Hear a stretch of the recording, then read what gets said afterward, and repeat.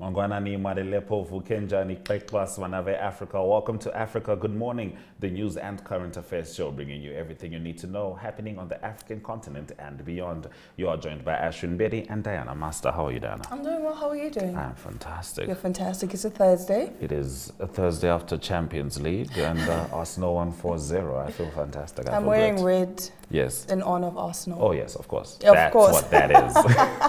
Now let's get into what you can expect in today's broadcast. In Mozambique, over half Cabo Delgado girls aged between 15 and 19 have been pregnant, according to a study. Gabon partially suspended from Commonwealth after coup, and water shortage pushes wildlife to migrate from Zimbabwe. Speaking of Zimbabwe, Talent Guru will be updating us on all the latest news making headlines that side. Stick around, we'll be back with our top stories right after this. Neo Paints has established a 67-year Namibian legacy, creating personalized paint solutions that blend quality and innovation for the Namibian people. We pride ourselves in being a 100% Namibian-owned company, investing in our country and our people by employing and empowering true Namibians. With every brushstroke, Neo Paints commits to our quality guarantee and always delivering a coat of excellence. At Neo Paints, we always stay true to our country. We are as Namibian as you.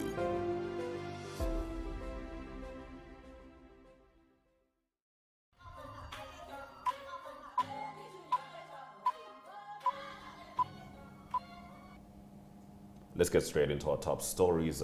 More than half of girls aged between 15 and 19 in Mozambique's Cabo Delgado province have already been pregnant, according to a study by the National Statistics Institute, with the Directorate of Education acknowledging that this has consequences for their education. It's quite worrying, the Provincial Director of Education in Cabo Delgado, Ivaldo Kincardete, told Lusa.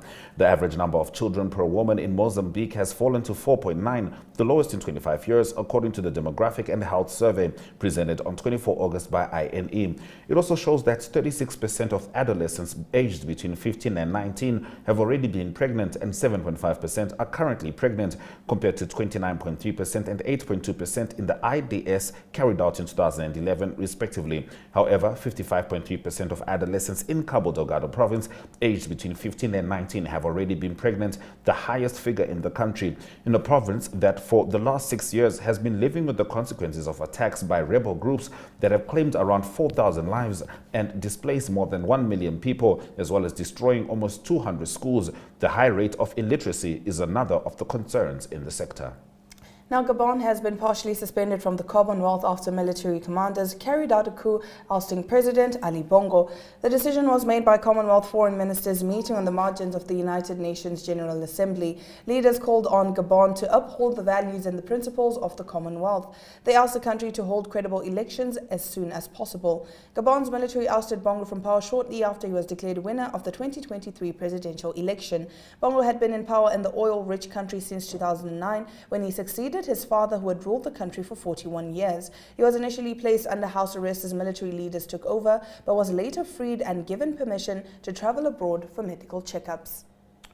That's right. Now, in a related development, Ali Bongo Ondimba's son, Noureddin Bongo Valentin, and several members of the deposed Gabonese president's cabinet were jailed and charged on Tuesday with high treason. Now, moving over to the NFL, this is in the USA. Police are searching for a former NFL player after his mother was found dead at their home in a suburb of Chicago. Investigators believe that Myrtle Brown, 73, was assaulted before she died. Her death has been ruled a homicide.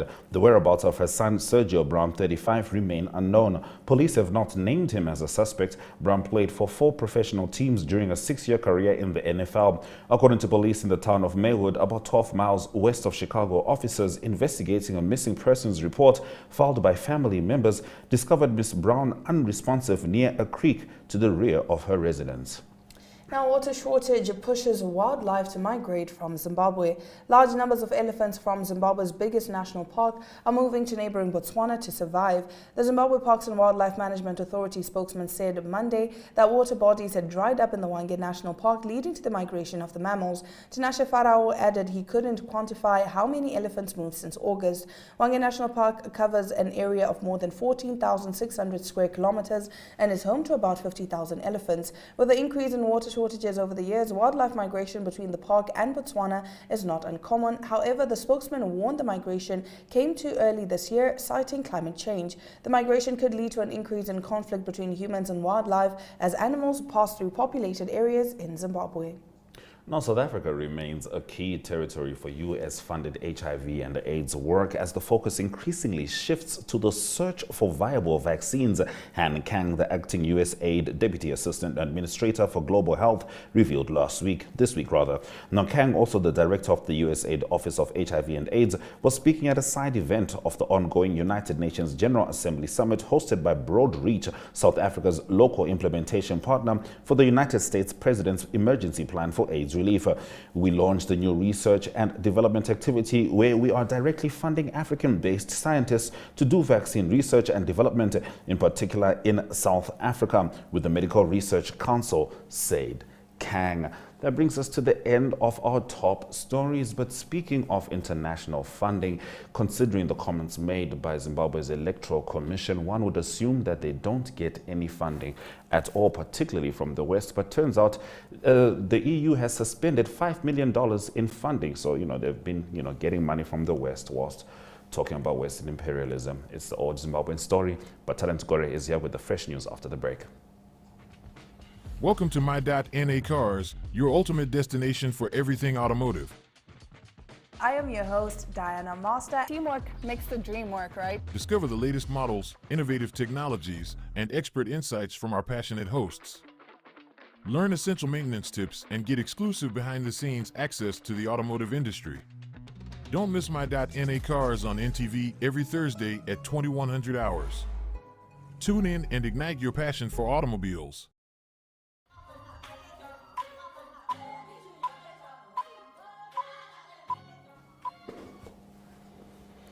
So it's time for us to talk to Talent Gore in the country that seems to be headlining most of Southern Africa's political news, Zimbabwe. Good morning, Talent. How are you? Good morning, Ashwin. Good morning, Africa. Good morning, Africa, indeed. So ZEC is usually, of the opinion that the West is, aggressive or unfair to them, so to speak. As a Zimbabwean, I had no idea that they had been getting funding from the EU right up until the EU suspended that funding. Obviously, this is on the backdrop of the election, which was not fully endorsed by SADC, the EU, or any real international body. Talent, tell us how they are dealing with that. So the European Union has suspended its $5 million United States Zimbabwe Electoral Commission 3-year grant following wide concerns over its poor handling of the just ended Zimbabwean elections. The European Union has formally communicated its intention to suspend its $5 million support for the Zimbabwean Electoral Commission to both the Ministry of Finance and Investment Promotion and the Zimbabwe Electoral Commission. So on Tuesday, the EU wrote a press statement saying that it had withdrawn its funding to the Zimbabwe Electoral Commission, and it said that they're supporting ZEC, which is managed by the United Nations Development Program and are scheduled until December 2020. Is currently under scrutiny due to concerns raised by several international observation missions regarding the independence and transparency of ZEC during the 2023 harmonized elections. The recent preliminary statements from multiple EOMs, including the EU EOM, have raised concern about its management of the electoral process, particularly regarding its independence and transparency. And in November last year, EU entered into an agreement with Zimbabwe Finance Ministry that it was going to give a grant of $5 to ZEC. So now the EU has withdrawn that grant, and we're just waiting to see and hear what the Finance Ministry and also the Zimbabwe Commission are going to concerning this. But most Zimbabweans are saying that they are happy that EU has withdrawn its support or its funding from ZEC. But we're going to see how the government is going to respond to this, to the withdrawal of 5 million by EU. Indeed, we will be waiting for an update from you, Talent. Now, about 50 Malawians have been languishing in Zimbabwean prisons for more than 3 months due to lack of funds to repatriate them. Tell us more. Yes, apparently the majority of the immigrants were arrested while they were on their way to South Africa. Zimbabwe, unlike most of its neighbors, such as South Africa, do not have holding facilities for immigrants awaiting deportation, meaning that illegal immigrants are kept in prison because we do not have proper holding facilities. So everyone who is arrested, who is an immigrant, is sent to prison. So right now, Malawi's Deputy Ambassador to Zimbabwe, Elias Mpaso, said that his government cannot afford to repatriate migrants because funds were not available. 50 Malawians people are still stuck at Zimbabwean prisons. The issue of funds has negatively impacted their deportation. The deportees have been in the country for 3 months, and others, they have been here for 5-6 months, and this is because the government of Malawi is not responsible for their repatriations. It is self-repatriation. If the deportee has money, the same day he or she is allowed to, but apparently most of them, they do not have money, and the government of Malawi is not responsible for their repatriations. So right now they're just stuck at Zimbabwean jails across the country. All right, let's move into your last story, and I want to have a bit of a chat about this one after you give us the story. President Cyril Ramaphosa says sanctions on Zimbabwe affect its citizens and its neighbors. Tell us more. Yes, South African President Cyril Ramaphosa has said that the Zimbabwean crisis was weighing heavy South Africa and demanded for the unconditional scrapping of Western import sanctions against his country's troubled neighbor. In his address at the ongoing 78th session of the United Nations General Assembly in New York, President Ramaphosa also called for lifting of sanctions imposed on Cuba. He said South Africa continues to call for the lifting of the economic embargo that was 60 years ago against Cuba, an embargo that has caused an to the country's economy and the people of Cuba, as well as Zimbabwe. The sanctions that are also applied against South Africa's neighbor Zimbabwe should also be lifted. They are imposing untold on ordinary Zimbabweans, but also have a collateral negative impact on neighboring countries such as my own South Africa. Ramaphosa has faced criticism at home and abroad for failure to equal weight and accountable leadership in Zimbabwe, especially during the just ended general elections in Zimbabwe. So he has been facing criticism from both from South Africans and also from Zimbabweans, and also from other nationals across the world. And now from me. Why? Because President Cyril Ramaphosa just endorsed an election that was not endorsed by SADC, by AU, by the same Europeans that he is currently asking to lift those sanctions. If you have a flood in the house, you don't go mop until you turn off the tap. South Africa's biggest problem with Zimbabwe is the electoral process, which directly correlates to the immigration crisis in the country. So for Cyril Ramaphosa to say sanctions are affecting Zimbabweans and its neighbors, I guess he must be talking about the shares that he has in one of Zimbabwe's platinum mines. Thank you very much, Talent, for bringing us the top stories from Zimbabwe. You're welcome, and thank you very much for having me. It's always good to have you on Africa. Good morning. Let's go to the weather.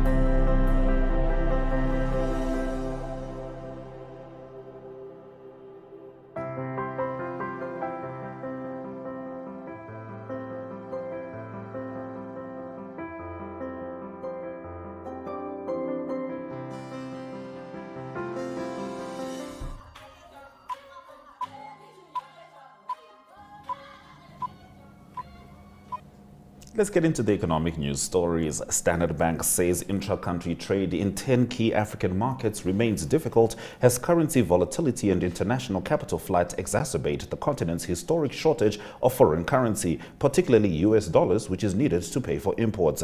That's the key finding in the 2023 Standard Bank Africa Trade Barometer, with the depreciation of local currencies, rampant inflation, rising sovereign debt burdens, and higher global interest rates serving to lure international capital back to industrialized economies. Now, Tunisia suffered a sudden power cut lasting around 3 hours across the country on Wednesday due to a technical problem, the state-owned monopoly electricity and gas company STEG announced. The power cut occurred at around 1 a.m. local time due to a sudden breakdown at the Riders power station in the southern suburbs of Tunis, STEG said in a statement without giving any details. Electricity began to be restored at 4 a.m. in several districts of Tunis. According to reports on social networks, the power cut lasted more than 4 hours in some areas. This type of nationwide power cut is rare in Tunisia. All right, stay with us as we head into the economic indicators just before the sport.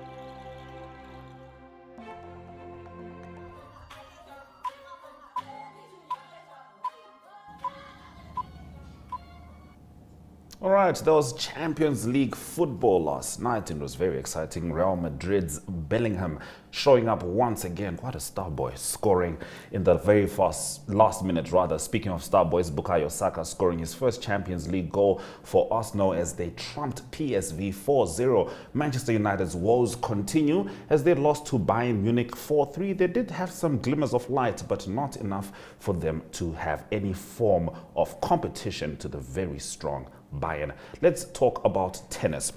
Rafael Nadal's last Grand Slam win came at the French Open in 2022, but with Novak Djokovic having overtaken his impressive haul of most major titles in men's tennis, the Spaniard considered the Serbian is the best player in history. Djokovic's recent win at the US Open, his third Grand Slam title this year, took his tally to 24 Grand Slams, 2 ahead of Nadal's total. I believe that numbers are numbers and statistics are statistics. In that sense, I think he has better numbers than mine, and that is indisputable, Nadal said in an interview with AS published on Wednesday. This is the truth. The rest are tastes, inspirations, sensations that one or the other may transmit to you that you may like or the other more, the Spaniard said.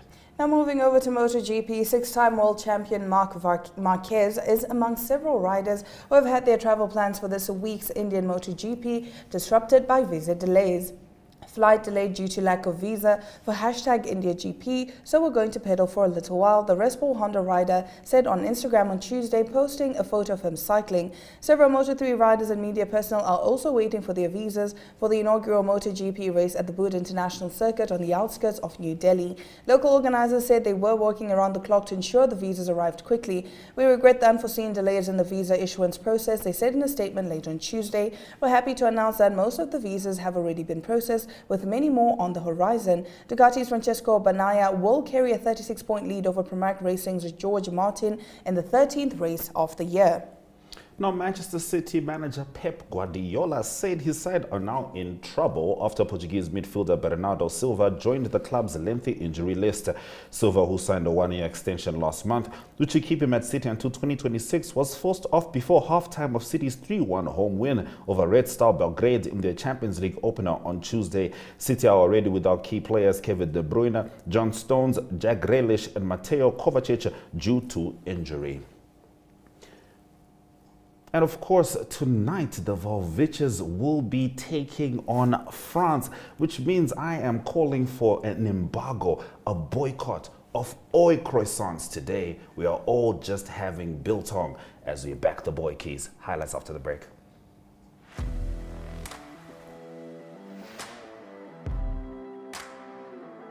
Hello and welcome to today's Sports Rep Show. I am your host, Jesse Jackson Kauraika.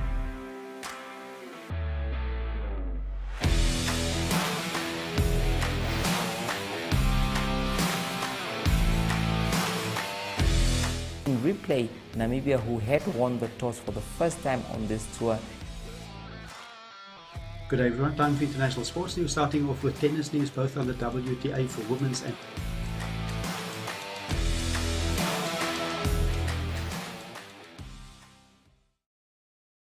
Welcome to What's Cooking, where culinary passion meets expert insights. Somebody must really want to cook and want to cook good food.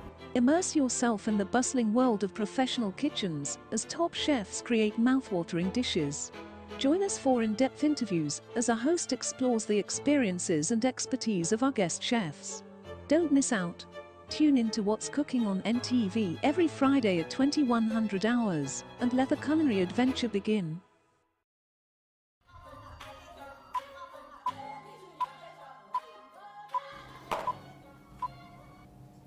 You're watching Africa Good Morning. If you're just joining us, let's take a look at the highlights from today's broadcast. In Mozambique, over half Cabo Delgado girls aged 15 to 19 have been pregnant, according to a study. Gabon partially suspended from Commonwealth after coup. Ex-NFL player missing after mother found murdered. Standard Bank says intra-Africa trade difficult amid currency shortages. And of course, we'll be backing the Boykies as they take on France in the Rugby World Cup tonight. From Diana Master and Ashwin Mberi, catch us on DSTV 285 and GoTV 25. Sweda Jaganaka.